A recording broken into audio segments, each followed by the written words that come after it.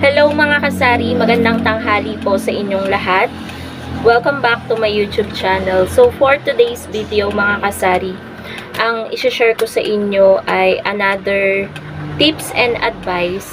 Ayan, yung mga mali natin bilang isang tindera na ginagawa natin sa sari-sari store. Yung pagpapatakbo natin ay hindi masyadong maganda, ganto ganyan. So, eto guys, etong mga naisip ko na to, ito lang yung pumasok sa mindset ko ha. Kapag may kulang, just comment down below, pag-usapan natin yan. At baka kulang lang talaga yung na-share ko. So, mag-start na tayo guys sa una kong naisulat dito. Wala kasi masyadong bumibili ngayon mga kasari. Kanina pang umaga. Sobrang tumal po ngayong araw ng Miyerkules. As in, sobrang tumal. So, number 1. Masyado kang mabait sa customer to the point na hindi mo na napapansin na inaabuso ka na. Maraming ganyan. Minsan ako din ganyan mga kasari. Alam nyo ba yung minsan, hindi mo napapansin, laging kulang yung pera ng customer, tapos always mo lang pinapabayaan. Hindi mo kinukuha pagbalik. Ay, okay lang, wag mo nang ibalik, piso lang naman. Wag po tayong maging ganon, mga kasari. Wag natin sanayin yung mga customer ng ganon. Wag natin konsintihin yung ganong gawain nila sa ating sari-sari store to the point na parang sobrang bait mo nga bilang isang tindera na hindi mo alam na inaabuso ka na. So, wag po tayong ganon. Kasi, mga kasari, ito always ko tong sinasabi, bawat sentimo, bawat piso, bawat 5 piso, mahalaga po yan sa ating tindahan. Kasi yan po yung tubo natin. Yan po yung kita natin sa ating mga paninda. Kaya wag po tayong pumayag sa ganon. Pangalawa naman po mga kasari, yung nag-i-stock po tayo ng mga paninda, yung nag-iimbak tayo ng mga paninda na hindi naman mabenta sa inyong sari-sari store. So, yan po. Yan yung isang kamalian din natin bilang isang tindera. So, ayan guys, meron lang bumili. So, nag-i-stock tayo, nag-i-impok tayo ng mga paninda na hindi naman mabenta sa ating tindahan, tapos aabutan po ng expiration. Madami po kasing ganyan, naaabutan ng expiration, yung iba na isasauli sa ahente, yung iba hindi pwede. So, ang mangyayari kapag hindi pwede, lugi. Kaya po mga kasari, wag tayong mag-i-stock nang hindi naman po mabenta sa ating tindahan. Pero kung marami ka namang pera, okay lang naman. Depende sa'yo. Pero kung sakto lang yung puhunan mo, yung benta mo araw-araw, yung kita mo araw-araw, wag na po tayo. Mag-stock na lang po tayo sa mga mabebentang items sa ating tindahan. Yun po kasi yung kamalian natin minsan sobra-sobra po tayo kung mag-stock ng paninda. Third, go ka lang sa lahat ng umuutang sa'yo. Mapa-paninda or mapa-pera. Diba guys, may ganyang customer yung mangungutang ng paninda bukod pa yung pera. So, mahirap yun guys kasi lalo na kung wala ka namang ibang pinagkukuhanan ng ibang pera, sa tindahan lang talaga. Tapos, bukod sa paninda, affected na nga yung rolling ng ano mo, papautang mo pa rin si benta mo. Ano nang kalalabasan? Diba? Buti ba kung maliit na amount lang, paano kung 500? 1,000, makakailang libo, 'di ba? Paano natin marorolling ng maayos yung mga paninda natin? Paano tayo makakapamili ng madami na pangpuno ulit sa ating tindahan kung pati pera ng tindahan ay ipapautang mo? At for example, mga kasari, may alam kasi ako, always ko na itong nasi-share sa inyo, isang tindera na nagsara ng tindahan niya kasi nga bukod sa yung paninda niya, pinapautang niya. Ang ganda pa naman ng pwesto niya ngayon, malapit sa sabungan. Pero ngayon wala na sila doon. Tapos, bukod sa paninda, nagpautang din siya ng pera. Tapos, tinakasan na siya. Hindi niya na nasingil kasi hindi niya naman kakilala. Yun yung mahirap mga kasari. Kaya yun yung mali natin minsan sa pagpapatakbo ng ating sari-sari store.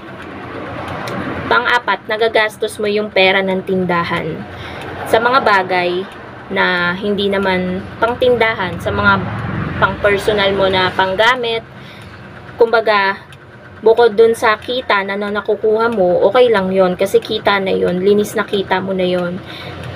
Nagagalaw mo din yung pinakapuhunan ng tindahan sa ibang bagay. So, yun guys, yung mali. Affected na naman yung sari-sari store mo kapag nagagalaw mo yung pera ng tindahan. 'Di ba? Ako, aaminin ko mga kasari, hindi ako perpekto. Minsan nagagalaw ko din yung sales ng tindahan, pero mini-make sure ko naman na naibabalik ko siya on time.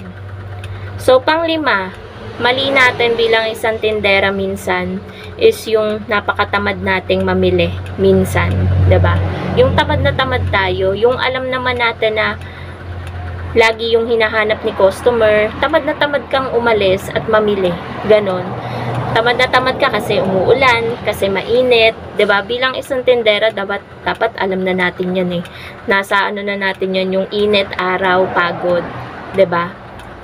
Depende na lang sa atin kung susuko tayo or hindi. Kaya nga natin pinasok tong pagsasari-sari store, 'di ba? Parang obligasyon na rin natin 'to sa araw-araw nating pamumuhay.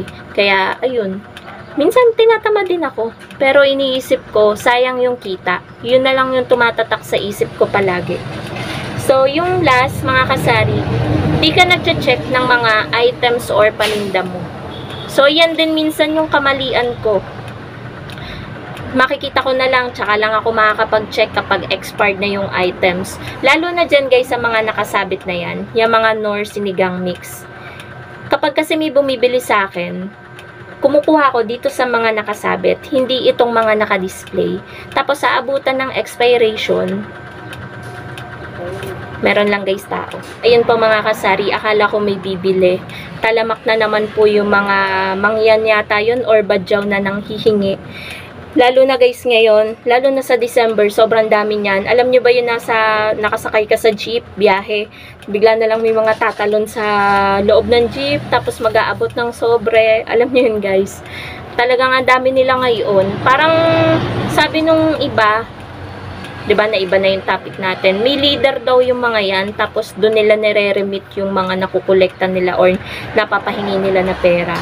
Minsan kasi yung mga ganyan guys, pag hindi mo binigyan, di mo pa naman naiintindihan yung salita nila. Parang iba yung ano nila, kung anong lengguwahe ba. So, parang minumura ka na pag hindi mo binigyan. Merong ganyan mga kasari. Nasama yung loob nila pag di mo binigyan. Para gayon, bigyan mo kahit piso. Ganon. Yung iba, ayaw talaga nilang bigyan kasi ipapang bisyo lang daw. So, depende na lang sa'yo kung bibigyan mo or hindi. So, yun na nga tayo sa pinakahuli. Yung hindi tayo nag-check ng mga paninda. Tapos, inaabutan ng expiration. So, bilang isang tindera, obligasyon po natin na mag-check ng mga expiration. Syempre, mga kasari, sa safety na din ng ating mga customer. Or bago mo iabot kay customer yung binili nila, kapag hindi ka sigurado na bago yon, i-check mo muna.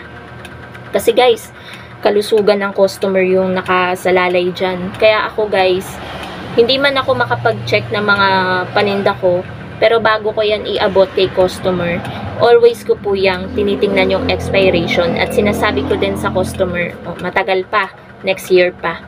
Sinasabi ko rin yung date para maniwala sila na hindi pa expired. So, ganun. Lalo guys sa chicheria, kapag alam kong hindi mabenta, tapos biglang may bibili, chinecheck ko pa talaga muna. And madalas, nangyayari din na bibilhin nila yung items, pagtingin ko, expired na. So, sayang. Wala silang ibang mabili, yun na lang yung natitira, tapos expired pa. Kaya, ayun, always po natin i-check yung mga items or paninda natin, yung expiration po talaga. So, yun lang naman mga kasari, yung ilang mali na nagagawa natin sa pagpapatakbo ng ating sari-sari store. Mag-comment na lang kayo mga kasari kung meron pang kulang dyan sa baba. Mababasa ko po yan. Lahat po ng mga comment nyo, binabasa ko po lahat yan. So, ayun po mga kasari. Sana nagustuhan nyo po itong aking vlog for today. Thank you so much for watching and happy selling po sa inyong lahat. Bye guys!